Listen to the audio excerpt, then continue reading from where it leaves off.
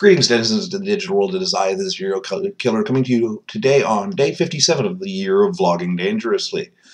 I must apologize because yesterday's update was a little bit late. I left it to Buddha to do some guest hosting, and he put it off. I myself was hosting people here for a games night, so I was unavailable until late, and finally had to prod Buddha to put something out there. Sorry, won't happen again. But he had some interesting things to say, at least, so we'll forgive him. I'm not sure he'll ever be guest hosting again, though I may have other guest hosts, real guest hosts, at some point in the future. It is Suggestive Sunday today, and I just rambled for 5 minutes into a photo that I took. So it's that classic again coming back. Suggestive Sunday, our 3-pack today. Let's go for some classic television. Classic as in it was mid-90s television. Actually, yeah, everything seems to be a little bit... two things are a little bit classic. One thing is a lot of classic today. The first one is Star Trek Deep Space Nine. Now that's some mid-90s, late 90s classic. Yeah. Of the Star Trek's Deep Space Nine is my personal favorite. It's a blatant ripoff of... Well, no, it's a blatant pre-rip-off of Babylon 5 in that it came out just before Babylon 5, but was based on a rejected proposal from Michael Straczynski, who created Babylon 5. They rejected his proposal for a new version of Star Trek that took place on a station, and then made one that took place on a station anyway. I don't care. The characters on Deep Space Nine are awesome, and I like the show quite a bit. I love the thematics of the covert war, the covert operations, the settlement having recently been lifted on Bajor and the Cardassians still lingering around.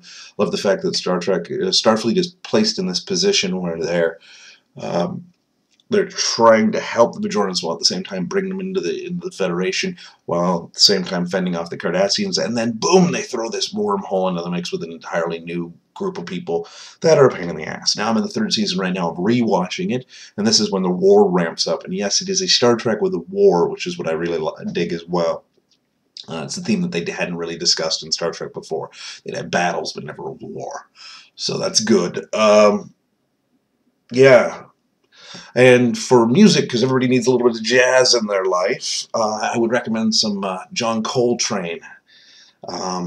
Because, you know, he's a master of the saxophone, and it's warm, and a lot of his music is warm and awesome, and just it's just good mood music. Now, if I was to listen to it at this exact point in time, I'd probably pass the fuck out because I just woke up from a nap to settle my stomach.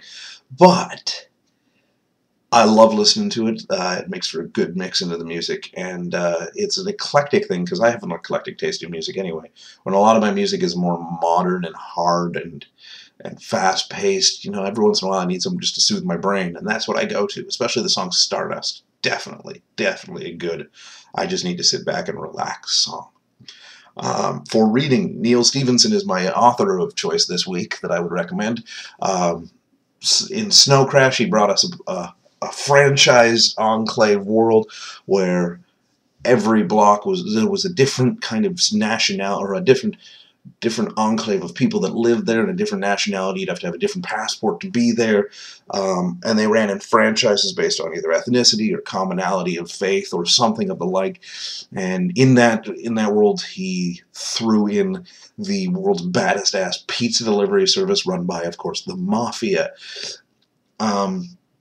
And it just had characters that were intriguing, and it was cyberpunk at its best. Definitely some wonderfully thought out cyberpunk.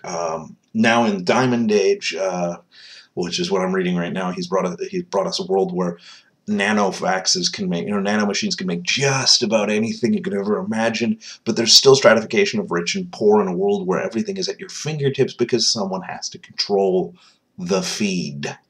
And I haven't yet got too far into this one, but it's it was a little bit slow at first, but now it's picking up, and I'm enjoying it. So that's my suggestions for today. Yeah, I got my fitness test in the morning, so I'm going to make it a nice, calm evening, get myself some good 6 hours of sleep, and wake up ready to rock and roll, and you will know tomorrow what happens, because I'm going to kick the ass off of this thing, I think, tomorrow, or I'm hoping so. I don't know, I was this optimistic before the last one too, and you know how that went. We'll see. I've been the Zero Killer. As usual, questions, comments, concerns, death threats, put them in the comment section down below.